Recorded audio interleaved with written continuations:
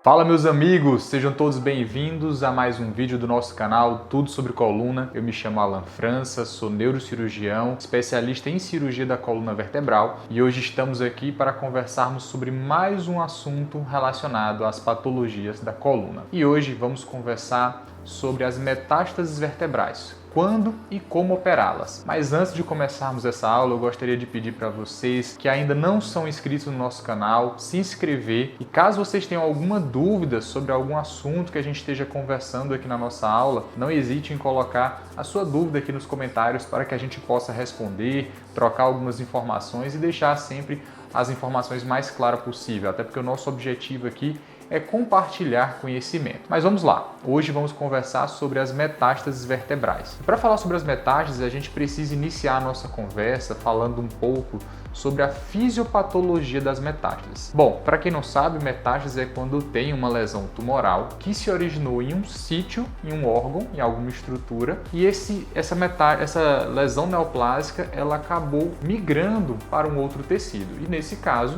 migrou para a coluna vertebral. Esse processo ele acontece através de uma disseminação chamada de disseminação hematogênica, onde boa parte dessas neoplasias que chegam até a coluna, elas chegam através de um processo de disseminação através do plexo venoso de Batson. É um plexo venoso que fica dentro da coluna vertebral. Então, as células cancerígenas ganham a corrente sanguínea, adentram no plexo venoso e acabam se instalando na coluna vertebral. Uma vez que elas se instalam na coluna, elas chegam a um ambiente propício, que é a estrutura óssea, para que elas possam se propagar. E nesse processo de propagação, a gente pode ter tanto uma evolução blástica, uma evolução com crescimento tumoral, como também uma evolução lítica, onde nós temos um processo de destruição óssea. Fato é, seja uma evolução blástica ou evolução lítica, esses dois processos podem acabar comprometendo a estrutura da coluna vertebral e esse comprometimento gerar fraturas e até mesmo compressão das estruturas nervosas. Imagina uma vértebra que foi acometida, ela acaba perdendo consequentemente a sua estrutura natural. E a gente sabe que por dentro da coluna vertebral nós temos o canal espinhal, que é por onde passam as estruturas nervosas. Na coluna cervical e na coluna dorsal vai passar a medula espinhal e na coluna lombar vão passar as raízes da cauda equina. Uma vez que essa vértebra é comprometida, ela pode acabar comprimindo essas estruturas nervosas e isso vai acarretar em um quadro de dor e até mesmo alteração neurológica. Mas compreendido isso, a gente precisa saber quando que nós vamos operar uma fratura, né? Quando que essa fratura ela tem indicação de cirurgia e como que a gente maneja essas fraturas. Então acompanhe aqui através do slide. Então nós vamos ter as principais indicações cirúrgicas naqueles pacientes que têm uma compressão da medula espinhal com a presença de déficit neurológico. Isso acontece em 84% e fato é que quando a gente opera esses pacientes, a gente tem uma recuperação de 84% da capacidade desse paciente voltar a caminhar versus 57% naqueles pacientes que são submetidos apenas à radioterapia. Uma outra indicação cirúrgica também é aqueles pacientes que apresentam uma instabilidade na coluna.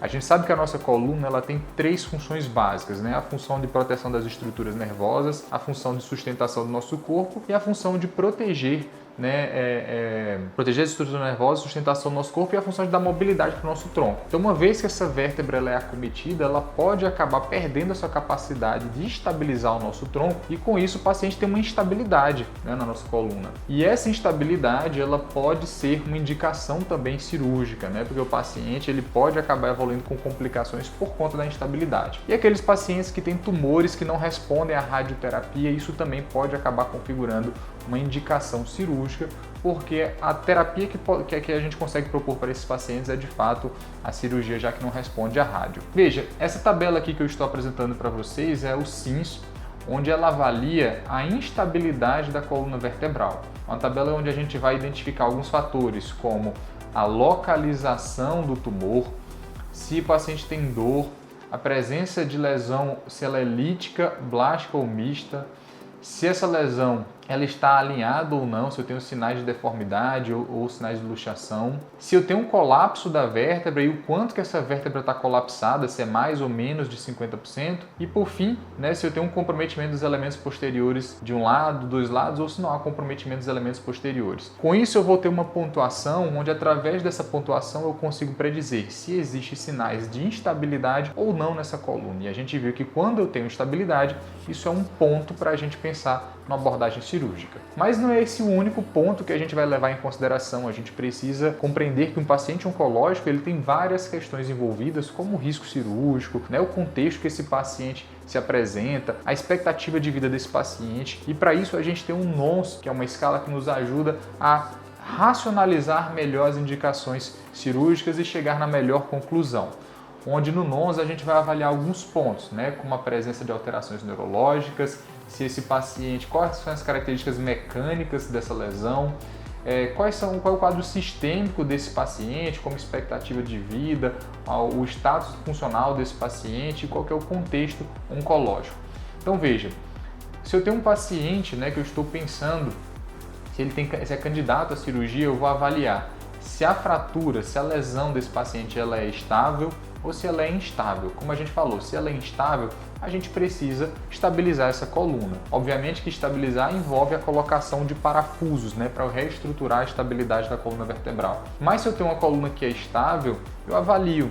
E essa metástase está causando compressão das estruturas nervosas? Se sim, eu posso fazer apenas uma cirurgia de separação, tirando a compressão e permitindo que esse paciente possa evoluir para uma terapia adjuvante com a radioterapia. Se eu não tenho compressão das estruturas nervosas, aí eu vou avaliar se essa lesão ela é radioresistente ou radiosensível. Se ela é uma lesão radiosensível, a gente pode pensar em uma radioterapia convencional, e se ela é radioresistente, uma possibilidade é a gente pensar ali na radiocirurgia. Vejam, quando a gente fala em abordagem cirúrgica, nós temos uma hierarquia de procedimentos cirúrgicos, e procedimentos cirúrgicos mais simples até procedimentos cirúrgicos mais complexos. Como que isso funciona? A gente tem, por exemplo, a vertebroplastia e cifaloplastia, que são procedimentos minimamente invasivos. Num grau mais invasivo, nós temos as cirurgias com parafusos percutâneos, que eu vou mostrar mais adiante para vocês.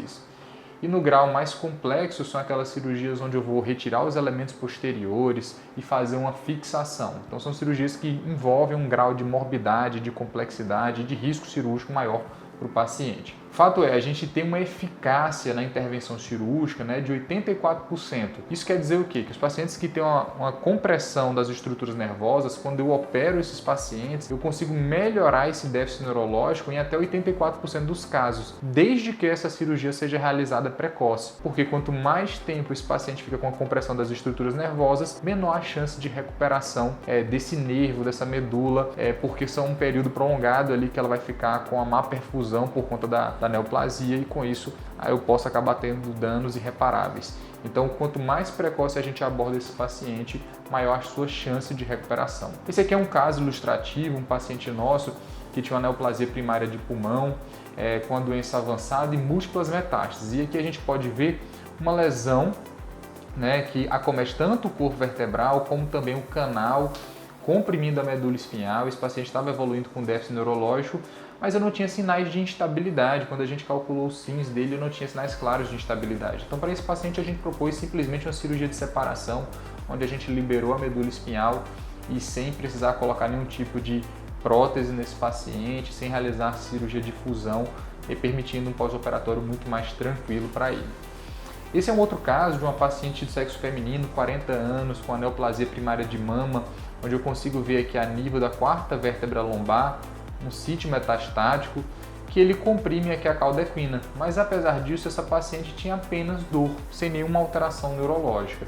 E veja que eu não tenho um comprometimento vertebral significativo. Então a proposta para essa paciente foi segmento com radioterapia. Aqui é um exemplo, né, de uma paciente nossa que tinha múltiplas fraturas vertebrais.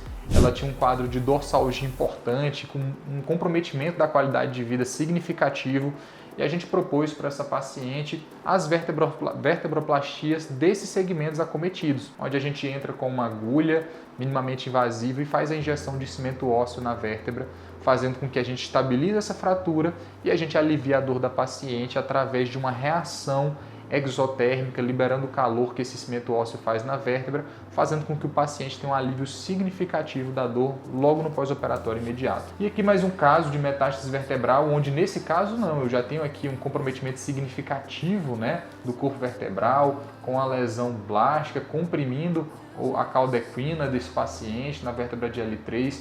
Esse aqui é um caso que realmente a gente precisa de uma descompressão associado com a separação, bem como uma fusão, porque eu tenho com certeza nesse paciente aqui uma instabilidade na coluna vertebral. É fato que em alguns casos a gente pode fazer essa fixação de uma forma minimamente invasiva. Então, por exemplo, aquele caso anterior, nós poderíamos fazer uma cirurgia pequena para descomprimir a cauda equina a nível da lesão metastática e fazermos essa fixação com parafusos percutâneos. Qual que é a grande vantagem da gente fazer isso? É que a gente permite que a cirurgia seja menos invasiva, com um corte menor, gerando um pós-operatório menos doloroso para esse paciente, com alta mais precoce, reduzindo complicações como pneumonia, trombose e o principal, reduzindo também sangramento, né? Que às vezes esses pacientes já são espoliados, já são pacientes consumidos ali por conta da neoplasia, por conta do câncer, e a gente consegue fazer com que esse paciente ele tenha uma recuperação bem melhor.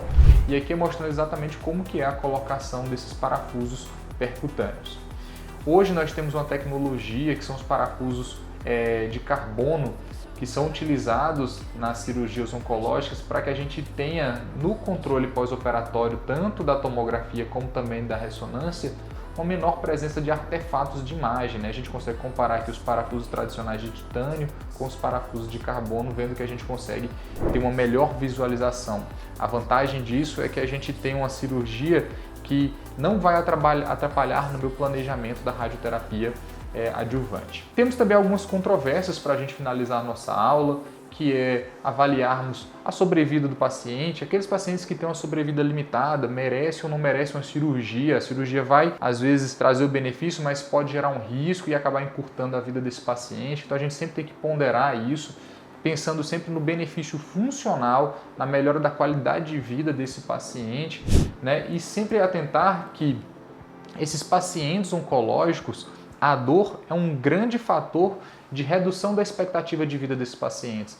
Então a gente precisa, muitas das vezes, entender isso e propor cirurgia não apenas pensando que aquela cirurgia vai gerar tempo livre de doença, mas sim que aquela cirurgia pode gerar um alívio dos sintomas dolorosos e, consequentemente, uma redução do uso de opioides, que a gente sabe que é uma terapia que a gente utiliza muitas vezes no paciente oncológico, mas que vem junto com diversos efeitos colaterais que a gente, infelizmente, tem que lidar e que são, às vezes, complexos, né, no dia a dia desse paciente oncológico. Bom, essas são as informações que eu queria passar para vocês ao falarmos aqui sobre metástases vertebrais. Eu espero que tenha sido proveitoso. Se vocês gostaram desse vídeo, curtam. Caso tenha alguma pessoa que vocês acham que pode se beneficiar desse conteúdo, compartilhe com essa pessoa. E mais uma vez, se você ficou com alguma dúvida, deixe aqui nos comentários para que a gente possa conversar e esclarecer o máximo possível todas as informações. Forte abraço e até o próximo vídeo.